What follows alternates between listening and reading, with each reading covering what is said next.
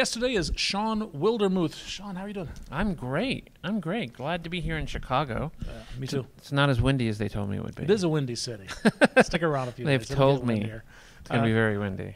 You're from Atlanta, right? I'm from Atlanta. A lot of my family's actually from here in Illinois, over in the Quad Cities, which is nowhere near Chicago, but...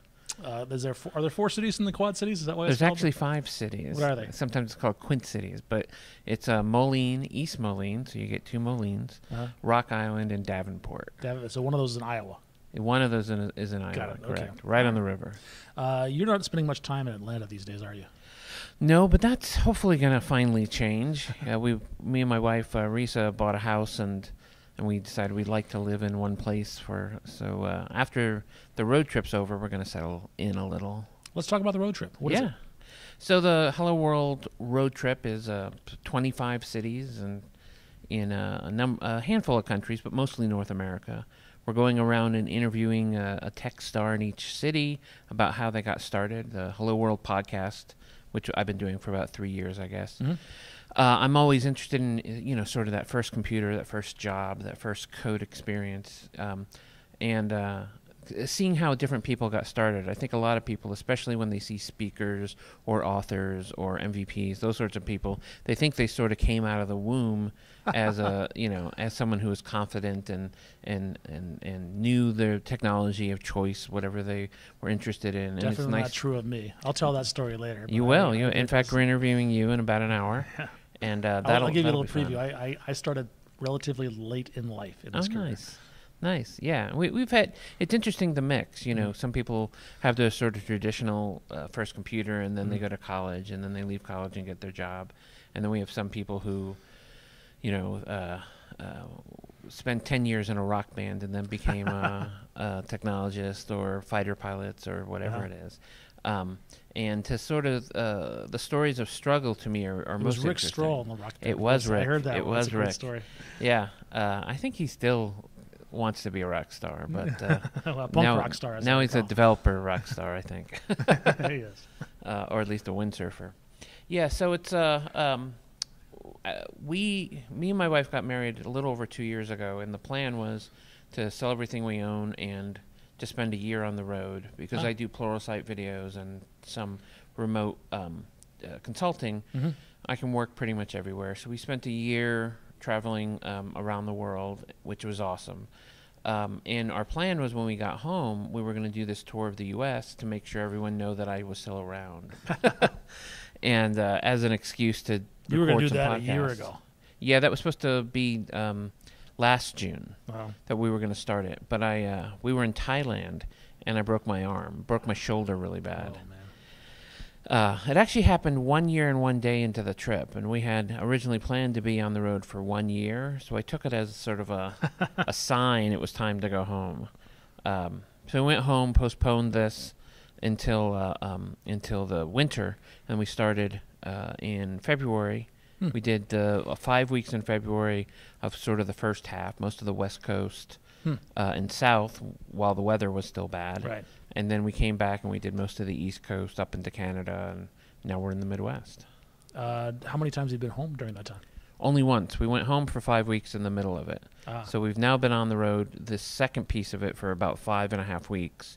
We'll be home in, I think, 10 days, finally. Fine. And you've bought a house back home. We have. It's sitting there empty waiting for you. Yes, pretty much. And we bought it just before we went on the road trip, so we have all these ideas of things we need to do. Right. As you do when you buy a house, there's 4 million little tasks. I remember those days. I no longer own a house, I'm happy to say. I'm sure you are.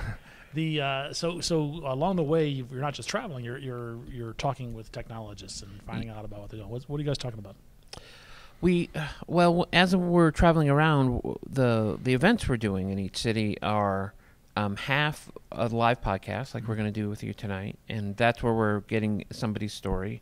Recently, we've had people like Miguel de Acaza, we've had Scott Guthrie. Yeah, he has a great story.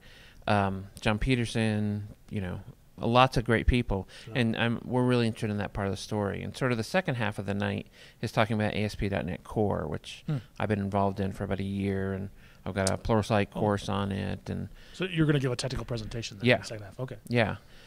sort of, from the ground up, because it's so new still, trying to get people sort of interested in what it is and why it exists and why it's so different from what Microsoft has done up to now. And that might be a good topic for another podcast. Absolutely. But I do know that you're doing a Pluralsight course, or you've done a Pluralsight course already on ASP.NET Core. Yeah, it's been out for probably 5 or 6 months now, and Okay. and we update it every once in a while as Microsoft updates their bits. It's still in flux. It's always in flux, which is, we're back to XML on the config files. I think that's the... I don't think so. They're I not? don't think that's going to happen. Maybe I heard wrong. Yeah. Okay, don't listen to me. Hopefully listen not. to Shawn. Yeah, there's a little of both, but that's pretty contentious. But this is mostly an excuse for us to finally get to see the country. Yeah, there's a lot of cities that even though I've traveled for conferences and things like that for many years now, there's a lot of cities I've been to but I've never visited. Where I've this is a really nice hotel room and conference center. That's no way to see the country. No. So we've tried. We're spending 3 or 4 days in each city, so that doesn't give you a lot of time, but we kind of pick and choose the things we want to see in each city. Go see, Independence Hall in Philly, go up the Empire State Building in New York, or go see a show in New York. And same here in Chicago. We're going to go to the Science and Industry Museum tomorrow, and which is I've heard great things about. I haven't been for a long time, but I remember it fondly. Yeah, it should be fun. And so it's an excuse because we love to travel, and at some point we're going to have to stop and settle down and be adults again. Well, you'll come back to some of your favorite spots. Absolutely. Is there any place that's caught your eye? You say we have to get back there. San Francisco was just amazing. We really liked San Francisco. Not a big surprise there, probably for most people. I'm trying to think of where else I'd like definitely go back. Montreal. It's just a beautiful city. And it was 30 below when I was there. So that's not when to go. Part of the city, though, with the cobblestones. Yeah, it's very old world. I really enjoyed that. We during the middle of the trip, we had a few dates because of a conference in Europe, and we had never been to Spain before, and we really liked Barcelona. Of all the times Tech Ed was in Barcelona, I was never picked as a speaker. So we thought, if they're not going to pick us for Barcelona, we're going to have to go one day. Tell me about some of the interviews you've done. This is you've got Miguel de Icaza, Scott Guthrie, and me, which is flattering to be even mentioned. That's very sweet. We've got some great speakers. What's some of the interesting stories you've heard from these guys? There's a lot of interesting pieces. In a few weeks, we'll have Miguel's story come out, which is. His story is much more about open source and Microsoft, and obviously we interviewed him right after the acquisition, maybe 3 weeks. In fact, he had his blue badge, but it wouldn't open any of the buildings in Boston. Okay, so for those that haven't heard anything, Miguel was the owner of Xamarin, and now Xamarin was purchased by Microsoft, so now he works for Microsoft. No, he works for Microsoft. We interviewed John Peterson in Philly, which was interesting because he... those who don't know John, were you able to bring him out of his shell? Yeah, he's very shy. He's very shy. He's a lawyer. He talks a lot. He's a good guy. I like John. He's a good guy, but it's interesting his sort of development, then lawyer, now developer, lawyer, or lawyer developer, or whatever. So his was a very interesting story. We also interviewed now my mind's going blank on Bill's last name. Wagner? Bill Wagner, yeah. We interviewed him when we were in Barcelona, which is kind of odd to Bill used to live just a few miles from me in Michigan. Yeah. He just moved to Maine. I think days ago, last week maybe. Very briefly. I mean, just very recently. And he's got such a great sense about the world, and he's doing a lot of the work with Richard Campbell's group, with Humanitarian Toolbox, which I've contributed a little to, but certainly not a full-time contributor or anything. But I really believe in what they're doing, and it's the story I get from most of the people that have been on the podcast that I think is important is that of passion.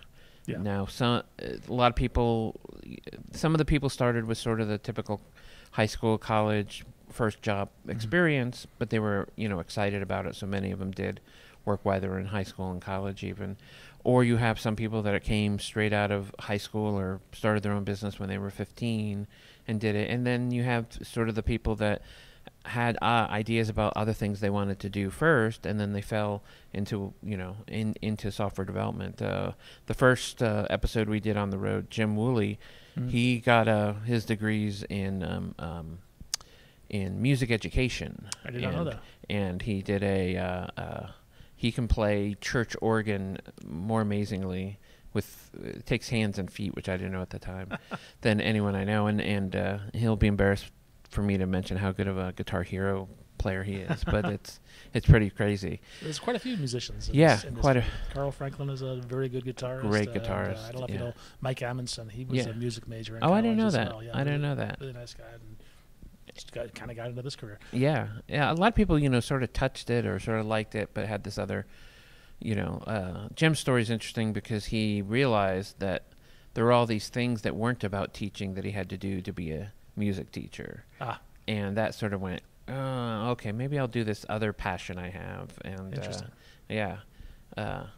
So to me, a lot of these people that we interviewed, a lot of people know their names now and somewhat famous in our tiny little community, and a lot of people just think that they have some special ability, that they rolled out of college and became a VP someplace, or that they were, gifted from the beginning. And so the thing I take from a lot of the stories are sort of the humble beginnings of everybody, that anyone listening to the podcast can learn sort of why people made decisions, the importance of being sort of honest and earnest about your career. So being honest about not knowing things, and then that's how you learn things, and not sort of suffering arrogance, how to work with other people. That one of the things I'm passionate about is this idea that the software development business, when I got into it because I thought I could be left alone, and I was very much an introvert, which you can't really tell anymore, but as a child I was certainly an introvert.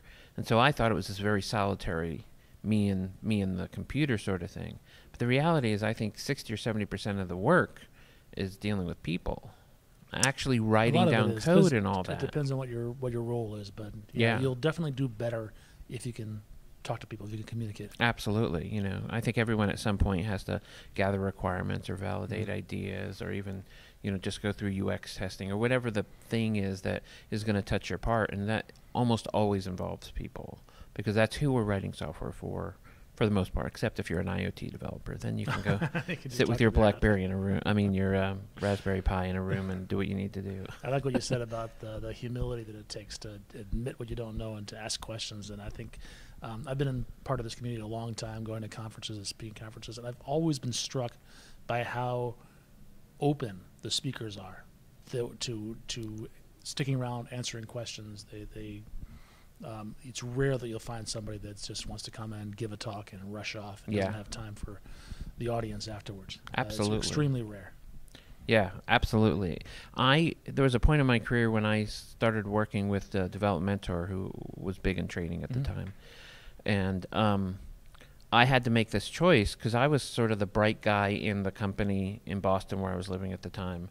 And I was going to go to Development Mentor and not be the brightest guy in the room anymore. And was I willing to take sort of that ego hit to become a better developer? Right. And I think there's a lot of moments in software development for almost any developer that at some point they have to take that risk, whether it's starting to speak, or whether it's taking leadership positions or changing technologies. There are these decisions that we all make, and to me that's really interesting in overcoming the fear of that. That's generally the best choices if you want to improve yourself, to not be the smartest guy in the room. Absolutely. Personally, I've never actually had that choice. For example, right now there's only 2 people in the room, and I'm not the smartest guy in the room. So that's funny. And I'm okay with that. I'm very comfortable with that. Well, it was. I came out of it with the. Scott Hanselman talks about it a lot, the imposter syndrome, because I don't have a computer degree or any of that, and so when I talk to some people, I still, after all these years, I'm like, do I really know what they're talking about? Okay, maybe I don't need to know. I can admit that I, don't know things. There's one of the things I learned when I was doing technical interviews for consulting companies, was all I wanted the interviewee to do was say, I don't know, at some point. Because if they're unwilling to do that, they're toxic, right? They're trying to hide behind bluff. Because I don't care who you are. There are things that you don't know. The first time I asked Chris Sells a question when I was working with him, and he went, I don't know, let's figure it out. I was like, what do you mean? You wrote the book and you do talks? This is stuff you know. He goes, no, it's stuff I know how to understand. It's funny you mentioned Chris, because I actually have a T-shirt at home with a picture of you and a picture of Chris on it. I meant to bring it today and I forgot. Oh, wow. And there's another person there. I have no idea who the third person is. But they're all book authors. T-shirt. Okay, yeah, I remember there was that one, probably from Addison Wesley. Yes. Yes, I remember now. I should have brought it so you could tell me who that That's third funny. person is. Mike, I think I know who the third author is. I think it's the XAML book that Chris did, or the WinForms book. I don't remember which. And I did an appendix on Silverlight, I think, at the time. The title of the book I don't think is on the shirt. Oh, okay. It just says something like Rockstar Authors or something. Oh, like wow. that. I forget. Wow. Back in those days. So be happy to know that I am sleeping with a T-shirt of you and Chris. I don't know how I feel about that. Every once in a while. I know it's a little bit creepy, but it's the truth. I feel comfortable now confessing this. I'd feel better if you were washing your car with it for some reason. Eventually it'll move into the car wash rack. That's funny. Right now it's my pajamas. Awesome. And so you got a couple more. This is like the third from the end, right? Yeah. The tour. After this, we have St. Louis, and then we had rescheduled Denver because we got snowed out of Denver earlier. So Juliet gets to be our last interviewee. So it's a nice send off because she was one of the first people we contacted to be on the road trip, and she's been just great in helping us out. And she ends up being the last person. All right. How long are you doing the editing yourself, or are you sending that to somebody else? No, we do really minimal editing on the podcast. So I'll go in and look for little blips or blanks, but for the most part, it's as you hear it. They're not coming out the next day? They're still no. They come out about once every week, sometimes every 2 weeks, depending on the travel schedule, but usually every week.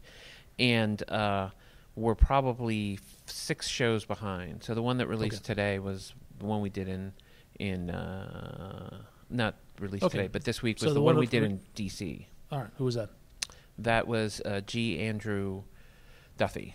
Oh, okay. Yeah. Dev Hammer. Yeah. Which is, I think, what he preferred to be called. Yeah. He. I loved his story because I've known him for probably a decade, and I had no idea he was in theater. And as soon as he said it, I was like, "Oh yeah, of course you were in theater." He's still a bit everything of about yeah.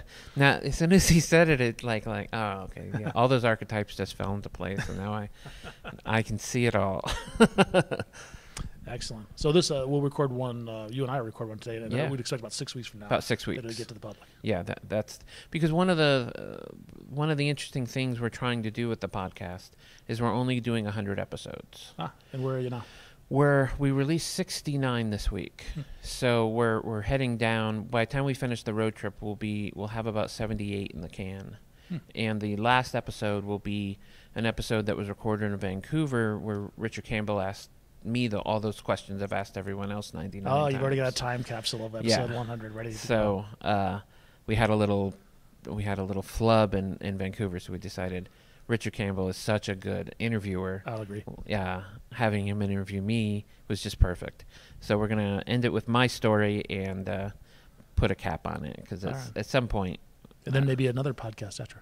Maybe a podcast, or I have some other ideas we might be sharing soon about what we're going to do next. But we'll certainly be doing something once we get the 100 episodes done. But we're still playing with those ideas. Well, I'm looking forward to tonight. Absolutely. Shawn, thank you so much for being with us. Thank you.